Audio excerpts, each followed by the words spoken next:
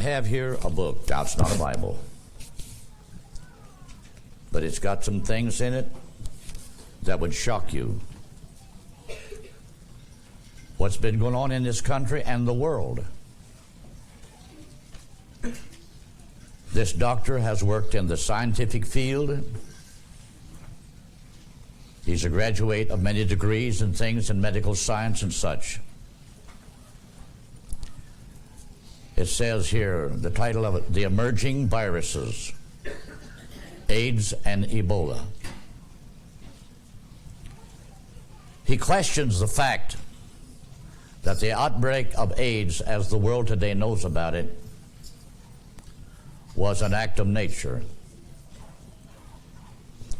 Or was it an accident?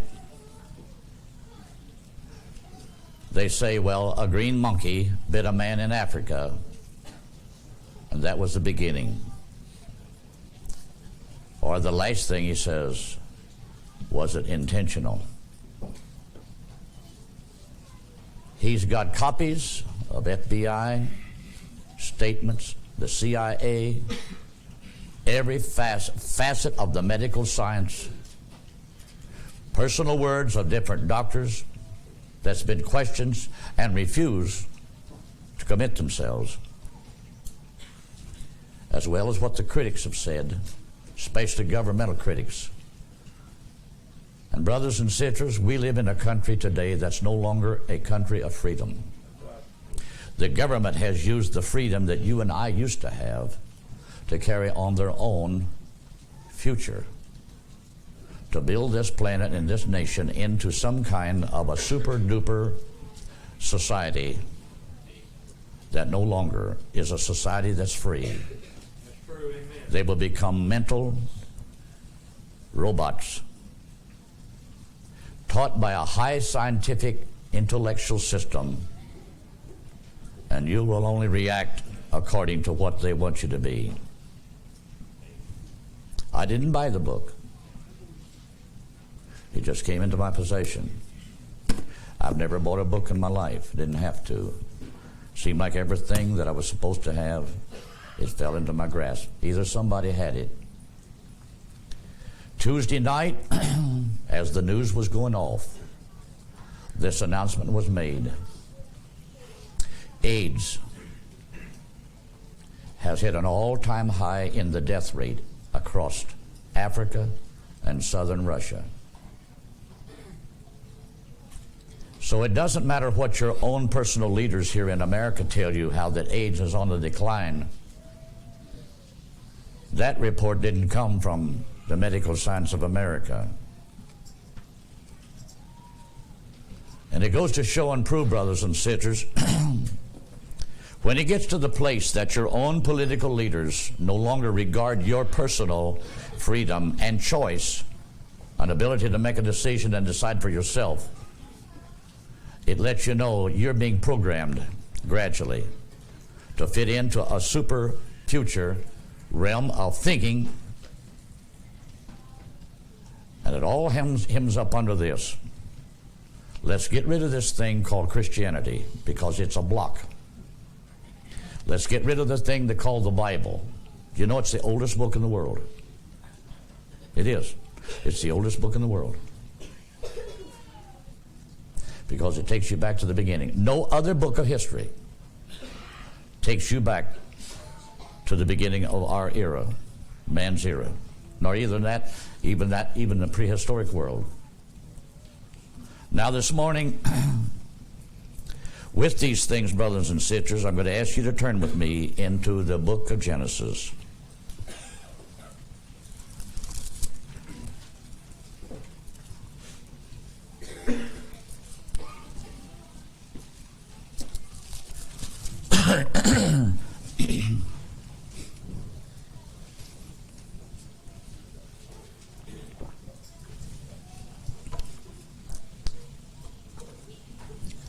I saw something through this past week.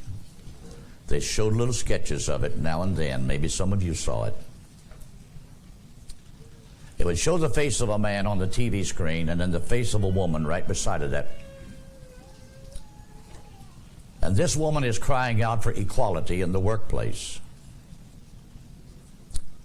She wants to be able to break this glass bubble that somehow or other holds her back from being able to compete with man in the workplace. I want to say to the young people today, don't get offended at my message, please. You don't realize you live in an era of time that is very short in its origin. 100 years ago, there was no woman ever competed with man in the workplace. She didn't want it. It's always been said, man's work is from sun to sun, but a woman's work is never done. There's a right way to understand that. I lived in a home, brothers and sisters, when my mother seemed like she worked from daylight till dark. But I also lived in a home when it come to the external work. My dad had to wrap up. And back in the 30s, he walked. And in the woods, they made cross ties. My mother never did have to wrap her feet up and go to the woods with a chopping axe. I've seen a lot of men bundled up, driving a wagon. They was going somewheres, either hauling logs, hauling a load of cross ties to sell. So brothers and sisters, don't allow yourself to think because you can't go back 70 or 80 or 100 years and try to see life then as it was and see what it is now in its modern, future, scientific advancement. What you see today is it's not even 100 years old. All the rest of time progressed very slow. Now, when God made man and woman, and we were here in Genesis 1, we're going to take the beginning. What was life like? What was man's role? What was woman's role? What did they look forward to? How did they, as a pair, husband and wife, how did they treat the future?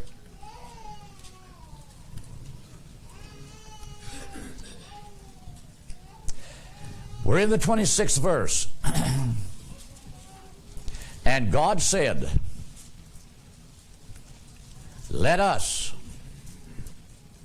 This is not the Trinity speaking at all.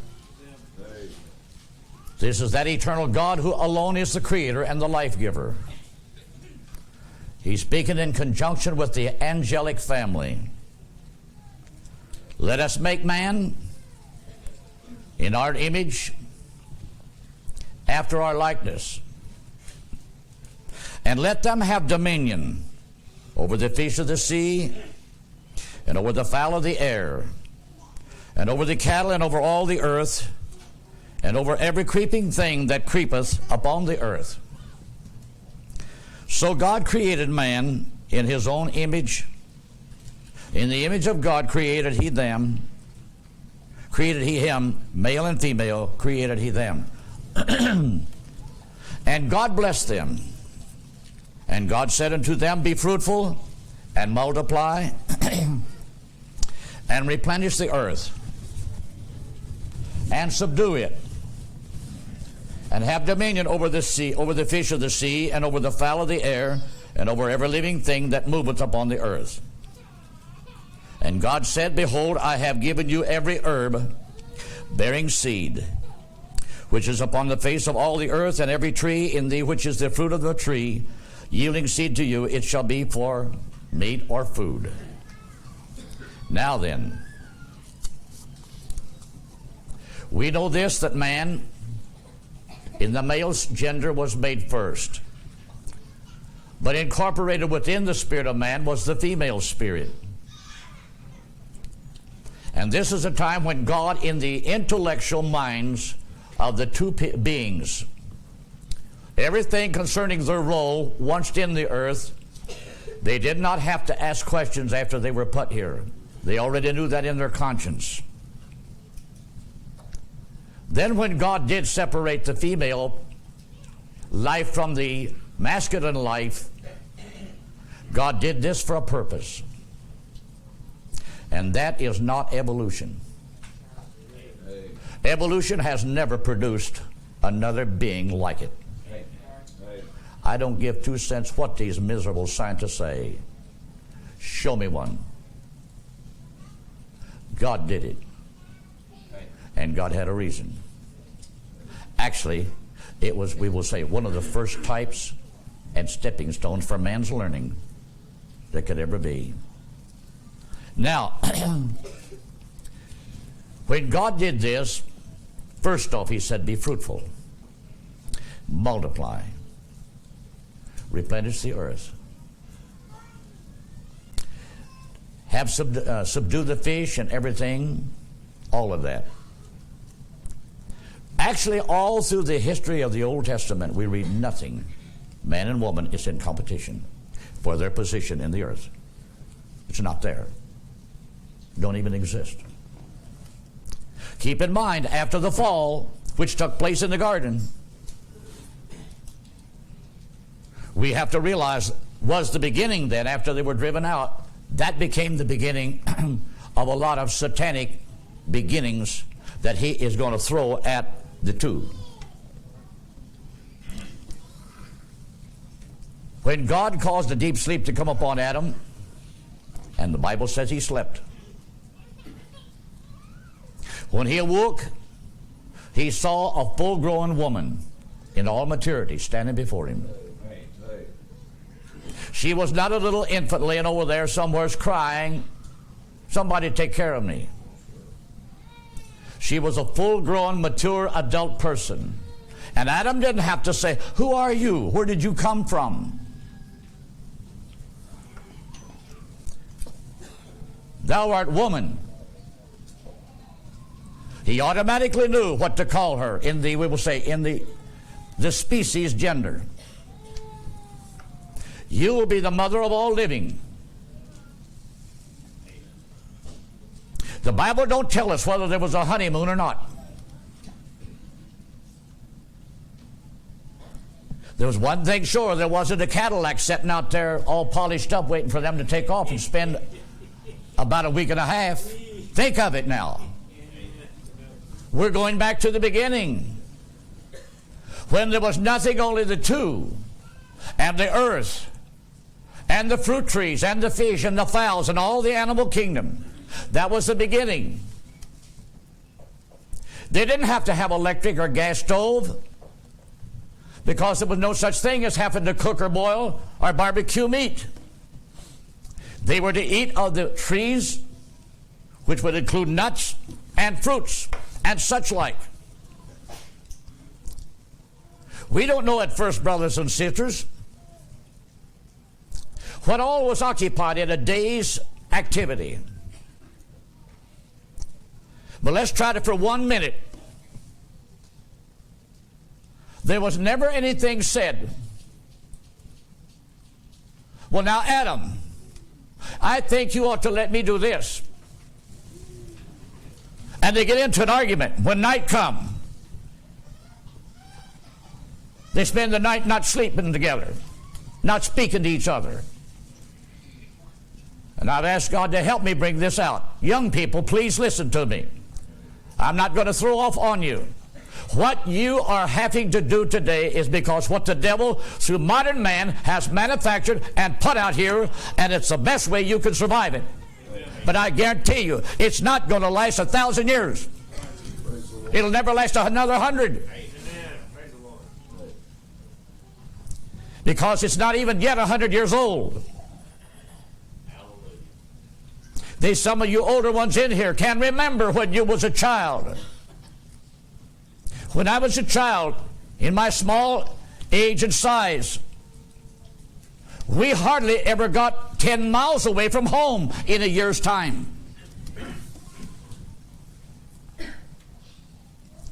I might have been about 5 years of age when my dad and mother, Dad had an old Model T Ford. This was a rock road right out here, Old 31. I could hear my dad and mother talking about they wanted to go to Louisville for some reason. But it meant on this particular morning we would have to get up way before daylight. So it was not yet in the dead of winter, but we still had to wrap up, me and my sister, in like a blanket and sitting in the back seat. And down this old rock road we came. We thought this is wonderful to be able to go somewhere, get out of our sticks. When you come into Springfield, Jeffersonville, that goes straight to the river. At the end of that, you go down a big steep bank, all cobblestone and bricked over. That was the old ferry landing. That's where Brother Branham baptized those people. I seen as we had to take our place in a line of cars. These things stuck with me, because I was going to get to go to see a big city, but I could only see so much of it. After a while, the ferry boat came from the Louisville side, pulled into the dock, and dropped the gangplank in the front. There was 2 other cars pulled on in front of us, then 2 wagons with horses. Then this and another car, and Dad with the Model T. We was behind. And they pulled up the gangplank was just a means to get on there. But when we got out in the middle of the river, why, there was a few waves and the old thing began to go like this. All them horses began to get scared and rearing up.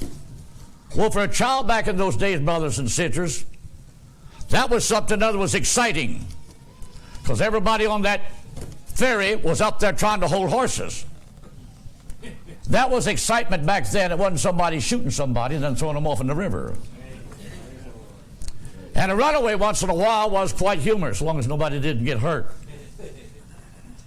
So I'm saying this, young people, to let you know, the little superficial world you're living in now, with all this glitter and glow and money and high cost of living and TV and everything else that you've got, and most of the time you ain't even content with it. It's not 100 years old. It's artificial. It's man-made. And the devil's the author of it. But he's got modern mankind and young people thinking, but this is my future. I've got to go along with it. You don't have to go along with it any more than you have to. It's when you want to. It's when you like to. It's when you say, but that's my future. No, it's not. Because this is of a short duration, I promise you that. Whatever there was before the flood that had accomplished for 1,600 years, however modern it became, however contrary man and woman might have become, it ended when the flood hit. That was the purpose. That's why God looked down after 1,600 years, and God looked at the whole thing, and he made a big frown. I would to God I'd never made him. Look what he's done. He's corrupted the earth. He's corrupted his ways. I think it was Wednesday night, as the news was going off, there was a reference made to a school that had just released their diagnosis upon the gay community. The statement goes something like this: this is to announce that the homosexual lifestyle is not an abnormality.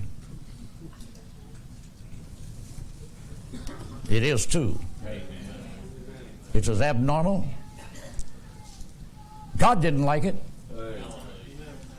That's one reason why he looked down in Genesis 6 and says, it repents me that I've even made man. Look what he's done. He's corrupted his ways. Now let us go back.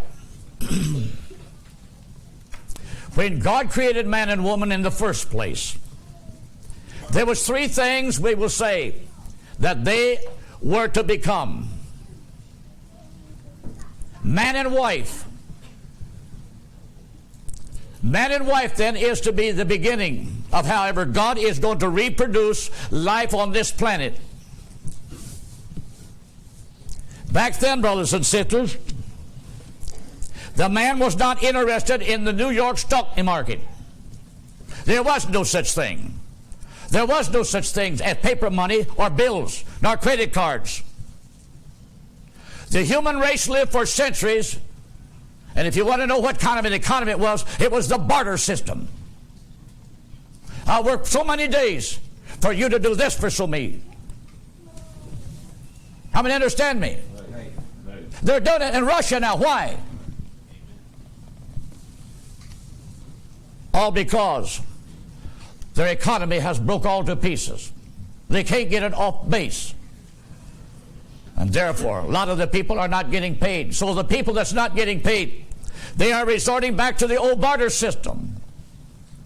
You do this for me, I'll do this for you. Some way, man, through the ages, has always thought of a device by how he can survive. But I'm bringing these things out to try to show the young people, get your life in line with God, because you're going to see this false-faced society and modern world fall to pieces. When the brother told me this morning, the paper said, China is now ready to back the Palestinians in a Palestinian state. Brothers and sisters, I have to say, the day they start it, it's going to be hell on earth. It will be. And God's going to see to it that they have just exactly what they want. Modern man has become so proud and boastful of his achievements and what he thinks he can do through his modernistic success in his scientific realm. It is true. Modern man, he's just about reached the peak of his learning capability, what he can do with his mental mind, the instruments he can make. But none of that has taught him and made him realize there's a God got behind this. Man couldn't invent nothing if God somewhere did not allow him to come in contact with somehow or other the knowledge. When I go back in the Bible and I look, and if you look at it right, you can see the progress of man's achievement. When we take the prophet that could look in time and see the headlights jousting against one another on the broadways, what was he looking at? He saw today the modern superhighways, high-speed cars, giant headlights. That would have never been until there began to be a category of people born on this planet that began to have the thought, I'm getting tired of making harness. I'm getting tired of riding a horse. I believe we could do this. Well, at the time when they began to talk like that, the rest thought they were crazy. The old Frenchman years ago did, when a man said the time will come when man will travel faster than the speed of sound. He said if man traveled 50 miles an hour, he'll leave the planet. That was the French. But now that he travels twice the speed of sound, most of the time when he does that, he wants to leave the planet. I'm glad he has, too, and not on our highways. But what we could say, going back to the beginning, the first objective for a man and woman was, it's to establish a home. A home back then, brothers and sisters, was not some place built by a man that might have cost $150,000, $200,000 to $500,000. It might have been just any place, and I'm talking about before the flood. It probably didn't have to have electricity. Man did not sleep all day and run around all night. Life meant something to him. The second thing was to reproduce, to have a family. If there's going to be a family produced by multiplying and replenishing the earth, a man somewheres and a woman somewheres will have to be bonded together in an attribute of true love God has created in their spiritual makeup. That was God-given objective And he never changed it then nor now. The third thing is to subdue the earth.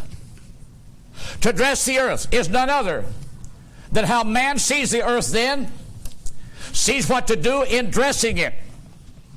Not just throw stuff out there and just let it come up helter-skelter. But if there is such a thing as planting or sowing certain things, at least it has some uniformity to it. Man should be neat. But in all of that, it all boils down to the fact what he does to derive from the earth his existence by the food he eats, and what he does for his own physical existence. Do you understand me? Multiplication is to raise a family. Not some professor somewhere telling him how to do it. God's already put it in his mind how to do it.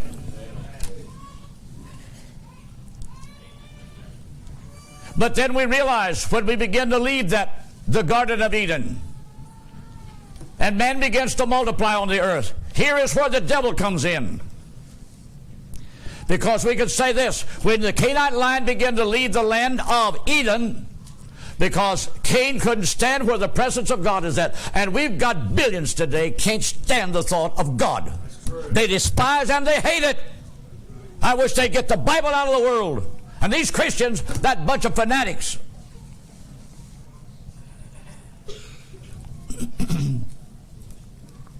What did they do over in the land of Nod?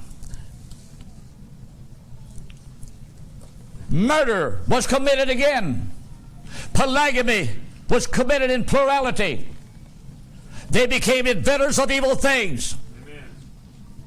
They become rock beat musicians. Just like Elvis Presley. They've got a beat in their spirit, they can't get it out of them.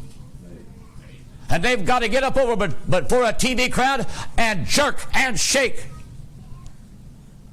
Then they're going to wind up, brothers and sisters, when they're about 65 years old, all their joints is out of shape. They're drawing aid for arthritis and this on Medicare. Because they didn't have sense enough to know how to take care of the body when God had gave them a healthy body. Read it in the 4th chapter of Genesis. What was going on? None of it God liked. But as that spread and engulfed the world at that time, when it got to the place that is just like today, that's when God said, he took a look and he expressed himself. It repents me. I'm sorry I have even made them. I wonder how God looks down today. Modern man. Now, I'm not, brothers and sisters, please, young people, listen to what I'm saying and not what you think I'm saying. For hundreds and hundreds of years, the woman's role was to be a mother. You would not find her running in competition against any man. I want your place. I want your job. You let me have that horse. When a young girl began to come into maturity, no, she wasn't saying, I want to be a star. I want to be a celebrity. And now we've got these entertainers wanting to sell their eggs so we can produce another generation of idiots. Stupid, crazy people. Yeah, they're going to clone some. They're going to artificially inseminate some. And God only knows what the rest will be, but they'll all be bastards. Brother Jackson, you shouldn't have said that. That's exactly what they will be. Because they won't know who daddy is nor mommy. They're the product of the devil out of an incubator of modern science. And that's what the devil is after. Brother, he's brought it to its peak. Woe to the harvest of it. I can remember the time, brothers and sisters, when I was a little boy. Go to town. Yes, you might find the grocerman's wife behind the counter. You might step into a bank. You might find a young girl there as a teller. but she sure didn't run the bank. Most young girls then would go out, and if they could locate a little job, that was not for a lifetime career. She was only using that occupation for to collect a few dollars, to get a few earthly things, until some young man come along that took a liking to her and asked her to marry him. She had enough right there, brothers and sisters, to buy her some clothes and shoes and things like that. They got married, and they went off and lived happy ever after. Don't argue with me. I know what I'm talking about.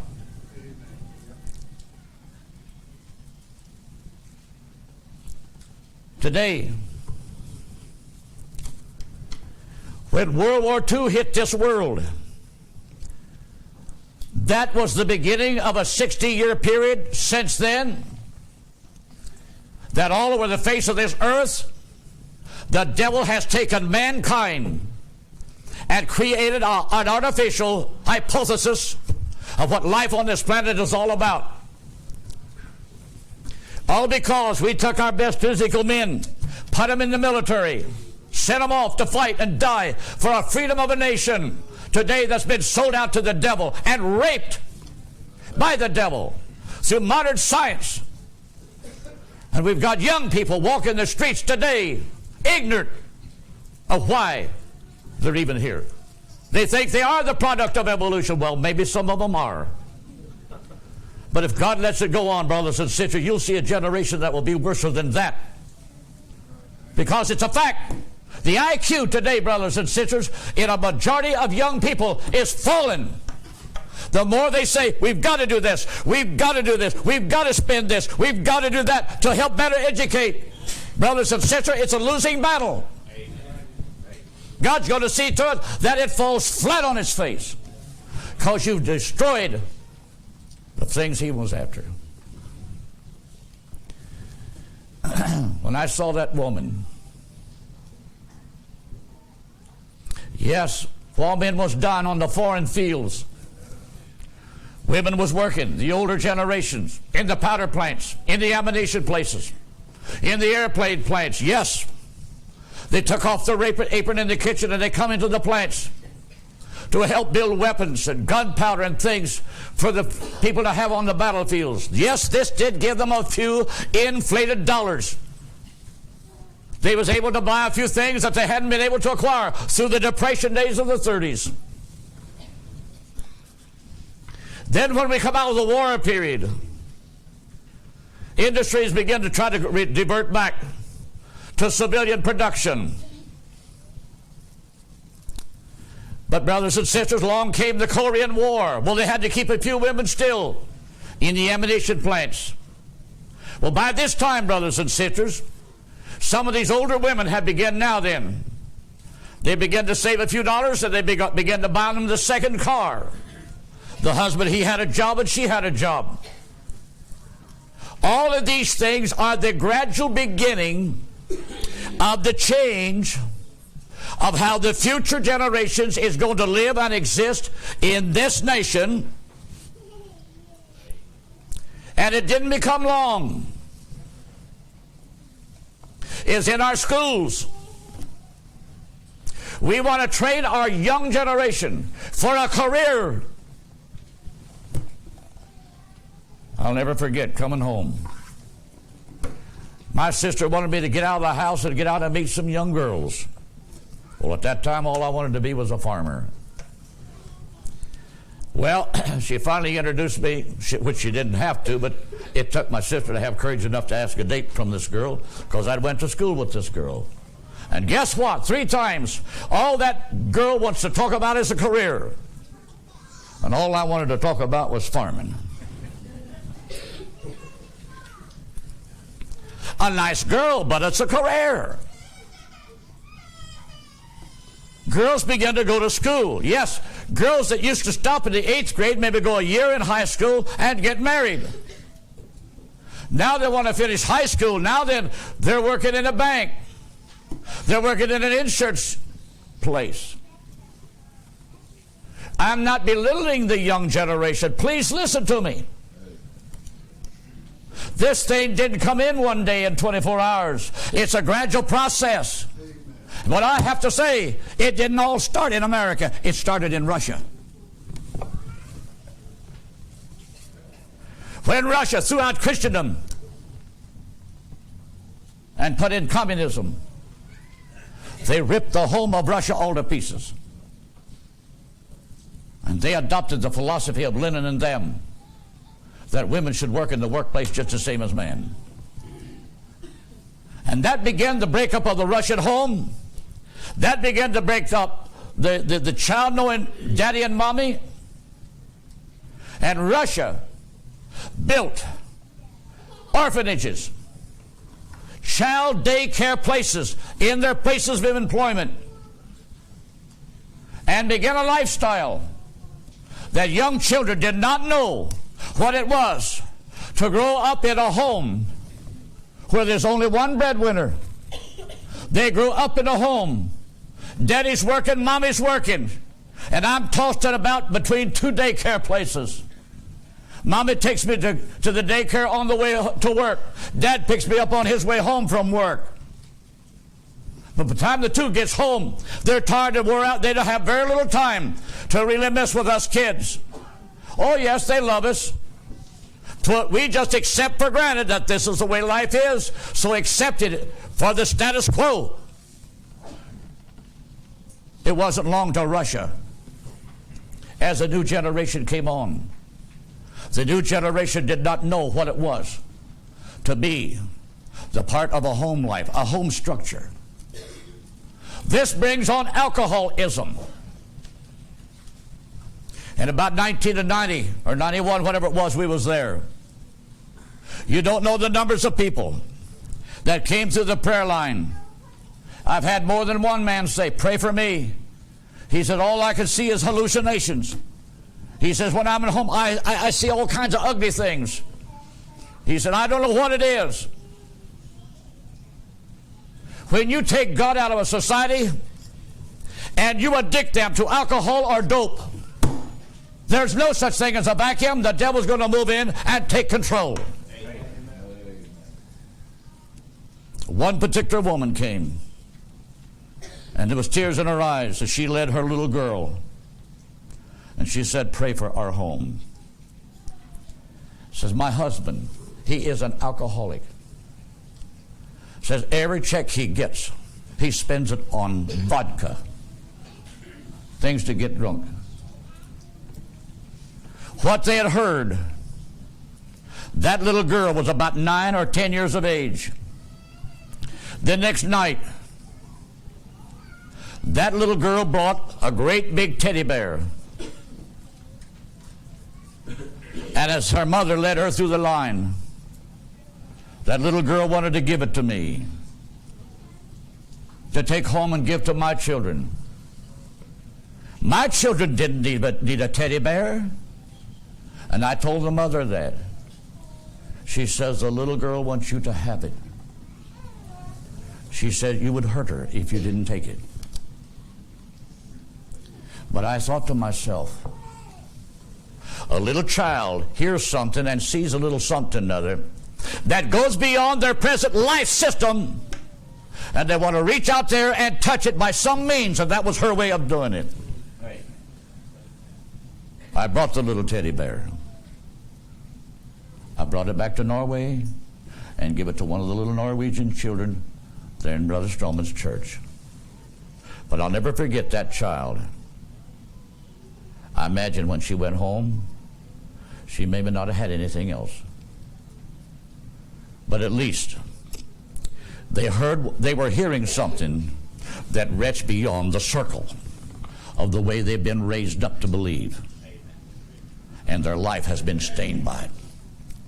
And that's why you hear in the news many times the prices of things in Russia. And now Russia is ate up by underworld, organized crime by the thousands. Because Russia, under communism, don't want Christianity, nor the Bible, nor religion, nor God, nor nothing. But they became a nation filled with the devil because the devil just stripped them from all knowledge. When you strip mankind of the freedom to be able to express his intellectual ability in the things he can really do, You destroy God's means of what He wants man to progress in on this planet. Brothers and sisters, 200 years ago, you did not have factories. The closest thing you had to any factory was an iron plant, iron ore plant, a copper plant.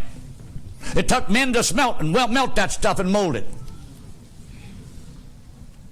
200 years ago, buggies were made by individual professional men. Did you ever hear them say, he's a wheelwright?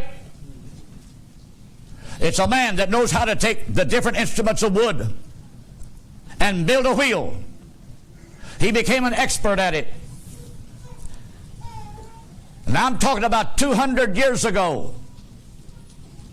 These men would get together. It wasn't factories, but it was men pooling their professional resources of their ability to make these things. Many times these men became competitors. The big prairie schooners that went across this country back in the 49s and through there, a lot of them was made in Pennsylvania by the Amish people. The best builders of wagons and buggies there was. But as time went on, we became a nation. We were moving out of the agricultural era when people lived and moved at the pace of an ox or a horse or such. We were moving into the industrialized age. And so, brothers and sisters, we moved out of what man used to do, how he used to work. And brothers and sisters, if a young man grew up in life, he was lazy, he had no mental capability, he didn't want to work, yet he wanted a woman, he'd bring children in the world, he didn't want to provide for them. You know what kind of a home that was? It was nothing but hell, with people living in hell, torment. And the government, brothers and sisters, didn't come along and underwrite them and pay the bill. A lot of times it was up to the neighborhood to feel sorry for the poor woman and come and hand out aid and stuff. At least back, brothers and sisters, in the days of the Puritans, lots of times the neighborhood, oh, we got a modern society today. Oh, you oughtn't to talk like that. The neighborhood would cut a bunch of switches and come and lay them on his porch. That was a token to that man. Get out of there and get to work, or we'll come back and use them on you. A lot of people today, well, that ain't right. Where'd you go to school at? Let me take you to the natives of the South Pacific. The native people of the South Pacific will not allow you to be lazy. You will provide for your family, because, brothers and sisters, if you don't and they expel you out of the tribe, no other tribe will let you in. You're a vagabond to live along the seashore on green coconut and raw fish for the rest of your life with no fellowship with nobody. How many wants to live like that? How would you like to live in America? Just like that. It'd be worse than some of the people that have to live on the streets today. But I'm talking like this today, brothers and sisters. Before we had radio, before we had Hollywood, most of the entertainers then was your local entertainers. In the mountains of Kentucky, it was the old country bluegrass music type, the fiddle, the banjos, the guitars. Maybe in New York, Chicago, it's sort of symphony, the orchestras. But at least the melody and the songs was decent.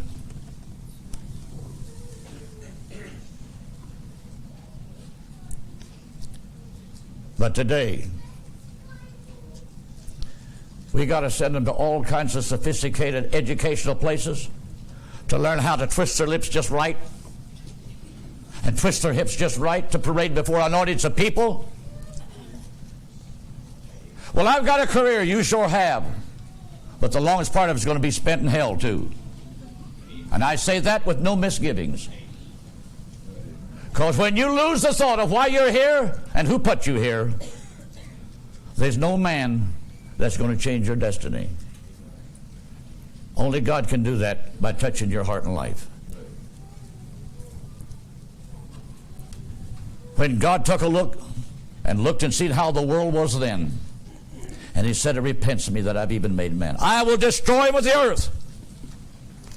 Yet for some reason, God looked down and he saw one lone man.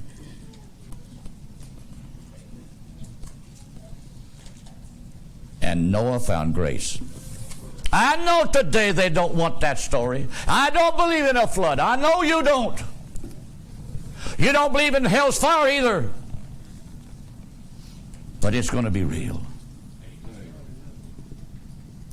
Heaven's a place to be won, but hell is a place to be shunned. But one of these days, brothers and sisters, and finally as God looked down and seen Noah, Noah, I want you to build a boat. Probably Noah said, well, what is that? God began to give him the dimensions. Now, brothers and sisters, this goes to show predestination. When God told him the dimensions of this boat, when the day did come after 100 and some years, and no, it took him and his son that long to build it. Noah spent that time in preaching also. But I want you to know when the day came that God said to Noah and his household, go in.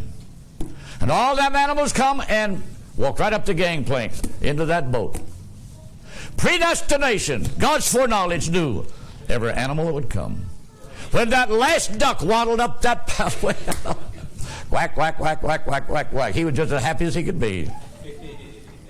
And that last little old mouse went, little old back humped up. And God one day let a puff of wind come and slam that door. Salvation's over. And when it did start raining, that boat wasn't about to sink because it was overloaded.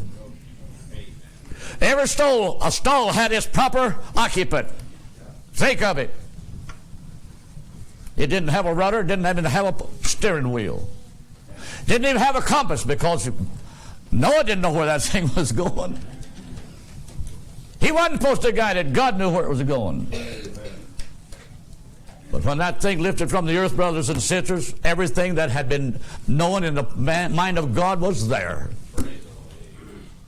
And brothers and sisters, for 40 days and 40 nights, it was nothing but a loud racket on the outside with loud screams of people crying, scratching, hanging on. Let me in. Then the day come a year later. The thing stopped bouncing around. It doesn't come back down and settle on the ground.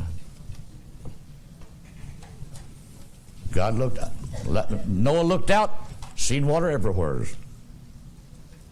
He used the raven as messengers. But finally the water began to subside. And God had set that thing down on a high mountain over there in Turkey. And for centuries upon centuries of time, that boat sat there. Snows would come, forming glaciers all around this monstrosity. God let it freeze up in an iceberg. And for hundreds and hundreds of years, that thing has been there.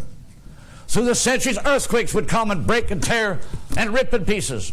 And down from that mountaintop have come, through the centuries, pieces of wood. Centuries have produced pieces of wood that came from above. And there's no timberline up there. Then tell me how it got up there then. You could get so high up a mountain range, you pass above the timberline. All you can see is some little old scrub brush. Down came these pieces of wood. Through the centuries, people going up have found these. They've kept them for artifacts. And our modern scientists today, it ain't so. I have to believe, brothers and sisters, one of these days, God's going to let enough of heat shine over there to finish melting away everything. And if he has to absolutely let an earthquake come and let that thing slide on down into lower land.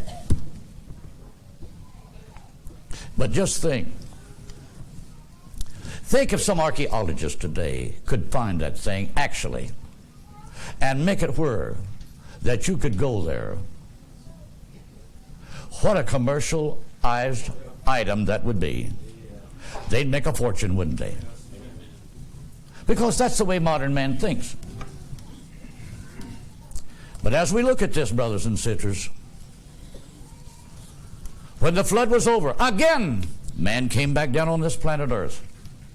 It was to begin all over again. Whatever technology and learning they had was all in the minds of Noah and his sons. I don't believe, brothers and sisters, they went back merely to the old primitive way of doing certain things, just like they had done it 500-600 years before the flood. I believe they picked up the technology that they naturally would use, and they went on carrying out their lifestyle, making the earth produce, and those things. But as a man begins to, we will say, go back and has to begin to pick up his lifestyle, making things for himself, it's always the devil's business eventually to get into the picture, to try to pervert. And when you read from the flood right on down to the advent of Christ, you can begin to see the seesaw, the conflict. But you do not see woman and man in competition.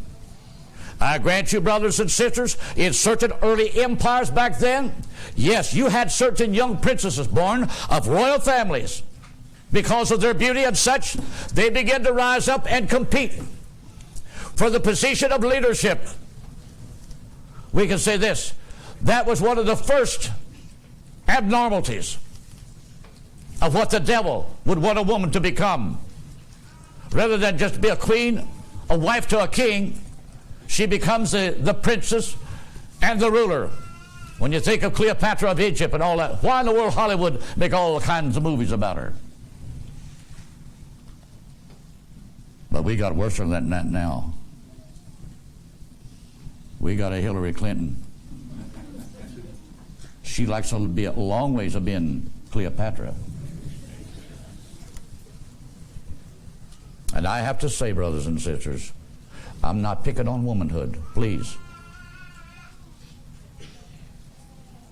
But some of this modern stuff that you see today in the modern role of female leadership is headed for the trash.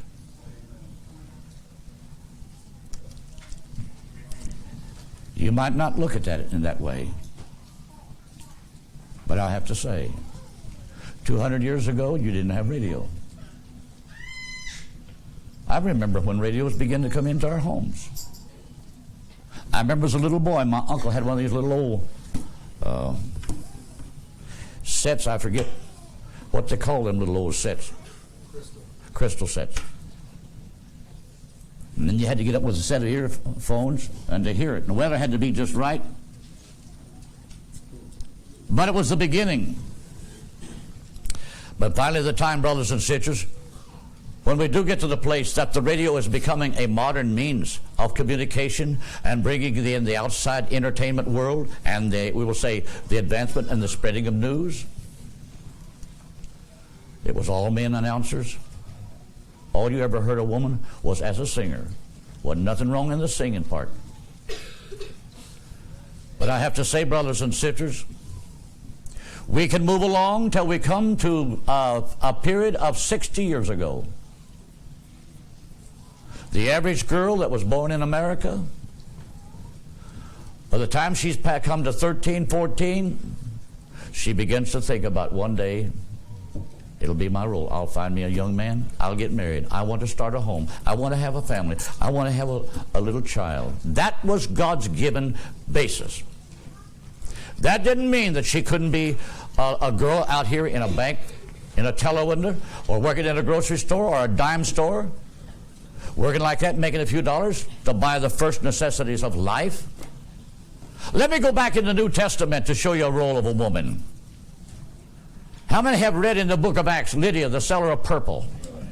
Did you know, brothers and sisters, there was no factories that spun yarn back then. Read the book of Proverbs. What a wonderful wife. She knows how, brother, to spin her yarn. and make the little clothes for her babies, her children, the shirts for her husband. Was no factories. It goes to show you some women, they made a profession themselves out of this. They spun their own yarn, produced their own yardage of material, they dyed it, they became the sellers of such. And it wasn't because it came from a factory, it came from a lone woman. That this was her profession, this was how she probably made a living. As women would specialize in that, men would specialize how they could handle leather, cut leather, make harness, saddles, make wheels for carts and stuff. In fact, in Sweden, where my wife's people came from years ago, they were not Germans, they were Swedish. The name was Funker, mean the keeper of fire. Blacksmiths. Does that mean anything to you? They didn't have matches then. But you could go to the blacksmith shop and get a coal of fire and go back home and light your own fire with it. Keepers of fire. They immigrated into Germany. Then the ER was off. Now it's a spark. But it all goes back to the base. Something associated with the beginning of fire.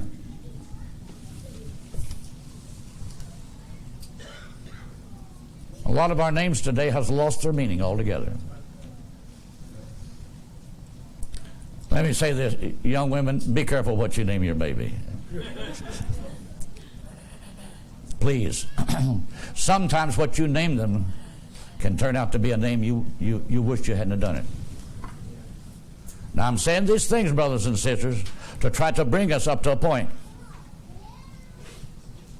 Before the advent of Christ, when we see Abraham and Lot and them all coming from the land of Mesopotamia into this Canaan land, the Bible tells us that this whole land of Canaanite people was nothing but immoral pagans. They sacrificed their children to fire, to the gods of Molech.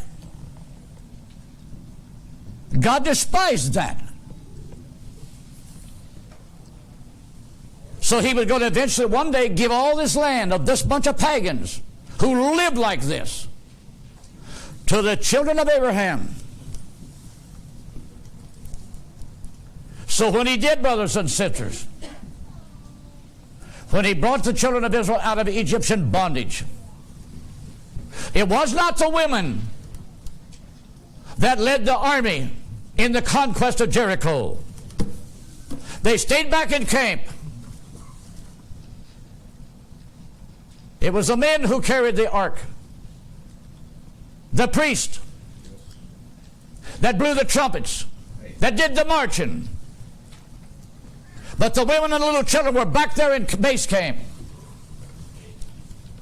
But today, brothers and sisters, all of a sudden, this stinking nation, because women began to say, I want to be in the military, I want to compete with man.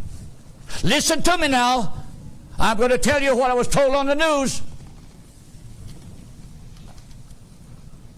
They wanted to put some female women on a submarine and go to sea for 2 months. And sleep in the same bunk. Use the same latrine. You bunch of devils. Only a devil would think like that. And a nation that has okayed it. No wonder we've got college dormitories. They're nothing but a bunch of sex pools for the perversion of life.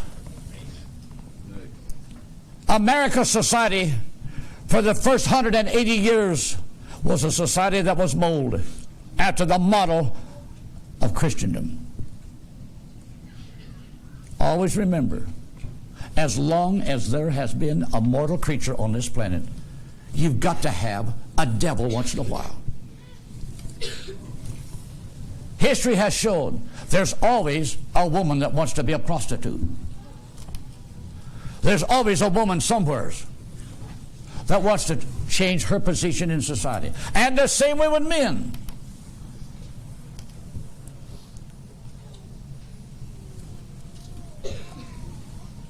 But brothers and sisters, not until after the era of World War II did we begin to see the breakdown, the changing of the vision, what I want to be, what I want to do, what I'm looking at, my home. Now a home don't mean nothing to some young people. They'll fret and stew to get married.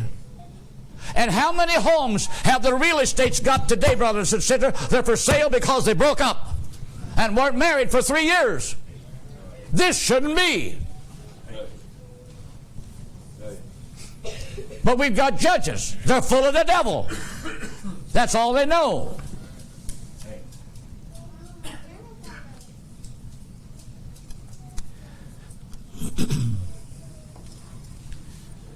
Nothing was said about sex education in the 30s. Didn't need it. But we didn't need abortion clinics then either. That word abortion then belonged to a doctor that had to take a mother's baby. It was to save her life. And that was my choice. And the government nor the state was not asked. That was the doctor's choice. And then he used it as a last alternative. All of a sudden, the war is over. 45 is ended. But Korea War. Then the Vietnam War. By the time, brothers and sisters, we hit 58 and 57, we begin to hear about education of sex in the school. What for? Do you mean we're still so primitive?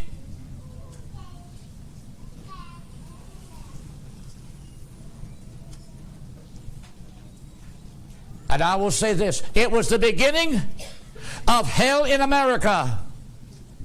And I don't want no some sophisticated woman opening her mouth. You devil, you have cried for it just as much as any man have. Yes, you have. Because you've competed with him in the high-tech place of our colleges. In 1969, I was in Baltimore, Maryland. The preacher there said, I'm going to take you down by the university. I'm going to show you this bunch of dope addicts. Got in the car. The University of Baltimore. Sat on a beautiful grassy knoll, the campus part, beautiful maple trees. But when we come down the main street and turned up this side street to pass it, where you could look back over the whole landscape of it, there were dozens and dozens of boys and girls laying out there, half naked, leaning up against trees, sound asleep. They weren't asleep, they were on dope. One here and there would be leaning against a tree, reading in his textbook. But there's the rest. That's the beginning of America on her way down. That's why I talk like I do. Not to be mean, but to be realistic. It first was in the colleges. Well, then when the parents couldn't win against the colleges, then they hit the high schools. Then when it came into the high schools, not even the sex educators had sense enough to know then how far to go with it. They got as dirty and as ornery and vulgar. And parents were even threatened by law. You let that child come to school or we will take the child away and put it in a foster home. That's rape from the political and the intellectual sector. When it got into the high schools, it's got into the young girl capacity. When innocence is taken away from them, and that's all they could see exposed to them. And they begin to realize, Dad and Mom can't protect me. Not even law will protect me. that began the era of the explosion of pregnancies. What are we going to do? Young girls not even married, pregnant. Tell me, brothers and sisters, is this education that we need? Don't tell me that. This is hell on the move. It's just like it was in the days of the flood. I'll read you something directly as I close this morning.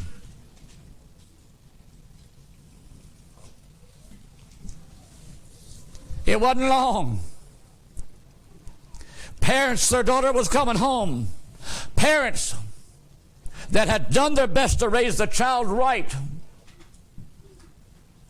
But that right has been now denied the parent. They can't discipline the child. The law steps in. The school board intervenes. The parents are threatened. Across this nation has been lawsuit after lawsuit. The parents wound up the loser.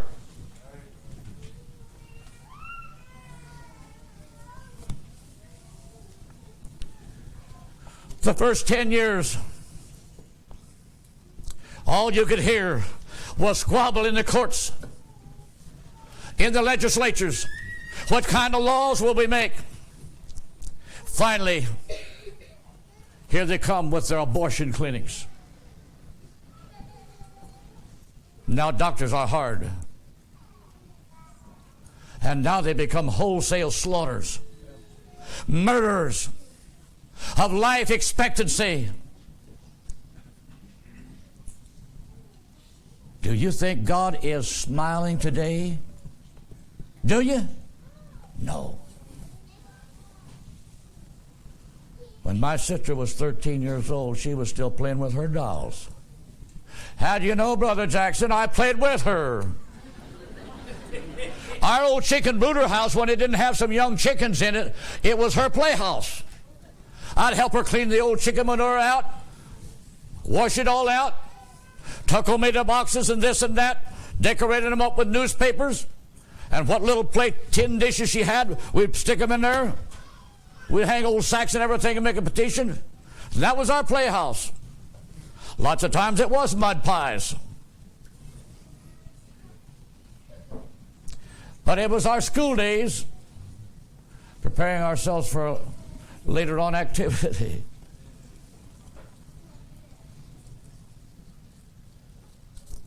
Young girls don't have to use the brooder house no more. 2 years in a playhouse, it's obsolete.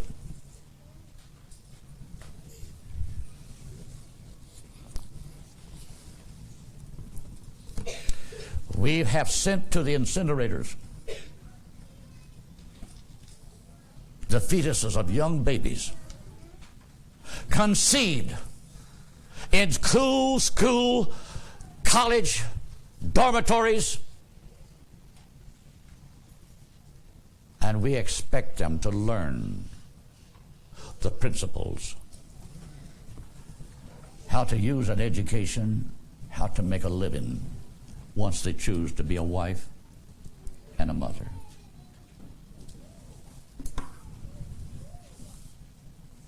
Paul saw this in the days of the Romans. And I'm reading from the first chapter, and we'll close for this morning. For the wrath of God is revealed from heaven against all ungodliness. And he's looking at America today.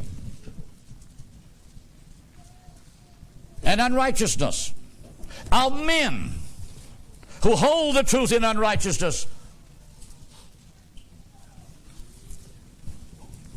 Because that which may be known of God is manifest in them. For God hath showed it unto them. Don't tell me that somewhere God ain't let nature show this bunch of professors something or other. For the invisible things of him from the creation of the world are clearly seen, being understood by the things that are made, even his eternal power and Godhead, so that they are without excuse. Because that when they knew God, they glorified him not as God. Young people, as I read this, You don't even realize just how close you could be to the explosion of the Middle East that's going to rock this planet and society and professors and tear the textbooks all to pieces. If China means what she said, that she will back a Palestinian state, Yasser Arafat, that might just make him that much cockier and bolder. And you know what the Bible says.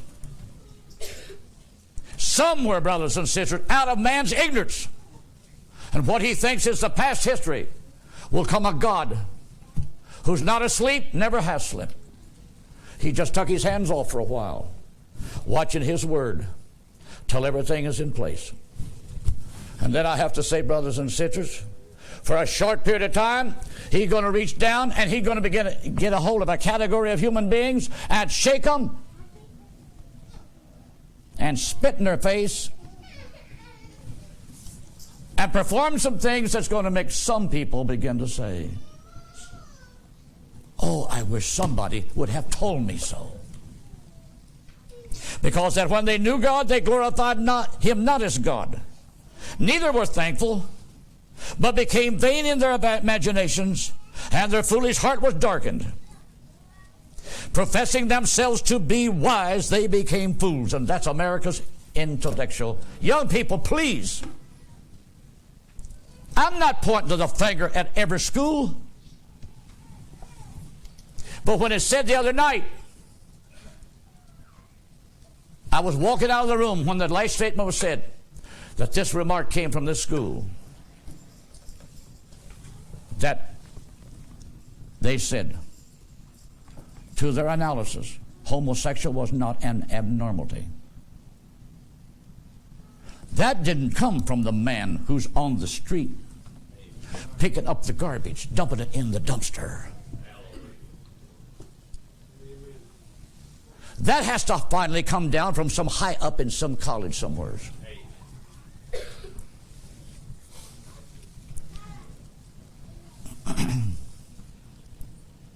And change the glory of the uncorruptible God into an image made like to corruptible man, and to birds and four-footed beasts and creeping things. Wherefore God also gave them up to uncleanness through the lust of their own hearts, to dishonor their own bodies, and they're doing it today. In magazines, young girls and young boys being tattooed with all kinds of flowers all over their naked skin. Is that education?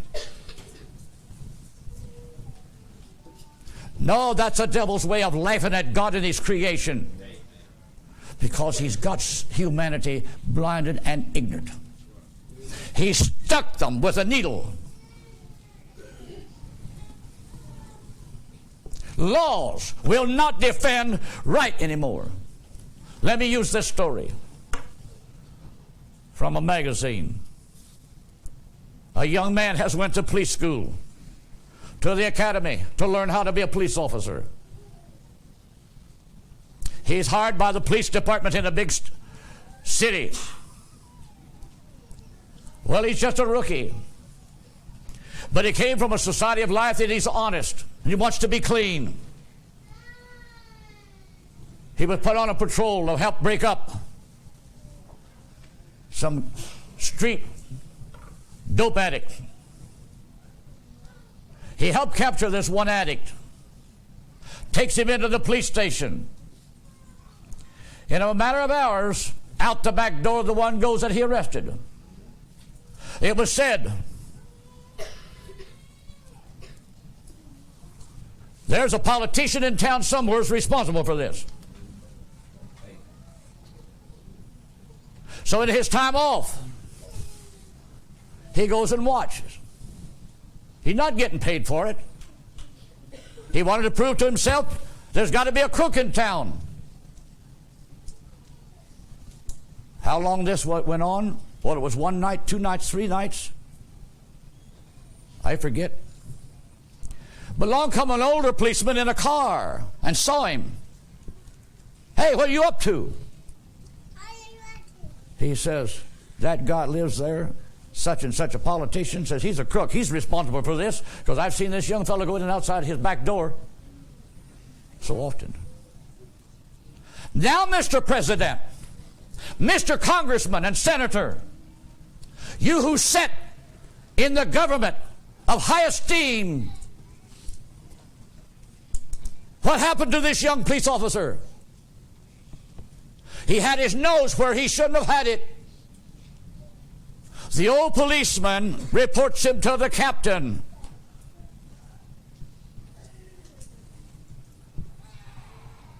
A few hours later, the young man is called in and removed from the police department.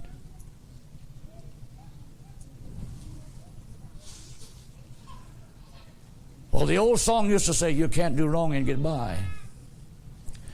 But right now it looks like, brothers and sisters, you can't do right and get along.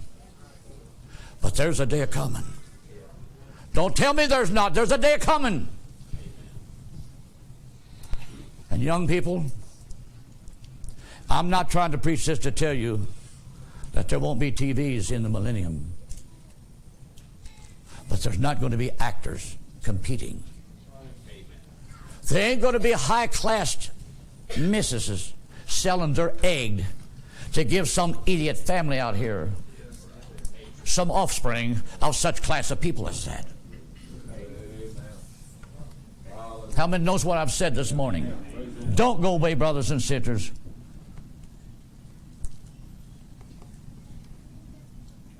In the millennium, you'll see the righteous women that are immortal.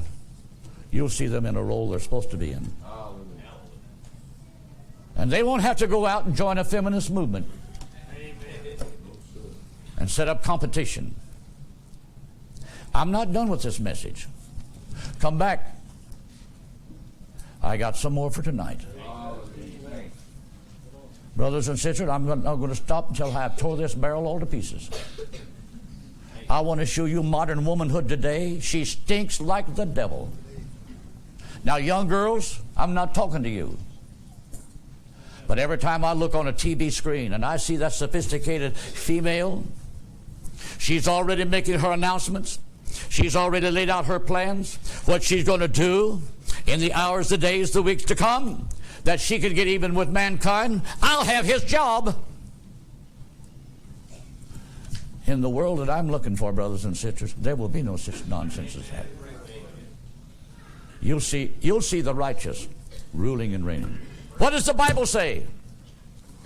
When the wicked rule, the land it mourns. When the righteous rule, the land it rejoices. I've seen the wicked in his day, spreading himself like a green bay tree. But watch him in his latter estate. He was not, because God cut him down. Heavenly Father, this morning, take these words, Lord, and use them. Help the young people, Lord. Help them to realize, Lord, this silly, philosophical, false-faced thing that we're living in today is of a short duration. Help us all, Lord, both the young sisters and the young brothers. Let's long for the day, Lord, when you will come. Take us out of this filthy, sinful, cursed world. And Lord, that we can begin to see again on the horizon of a new beginning the real picture that, Lord, you've been after for the centuries. In Jesus Christ's name we pray. Amen.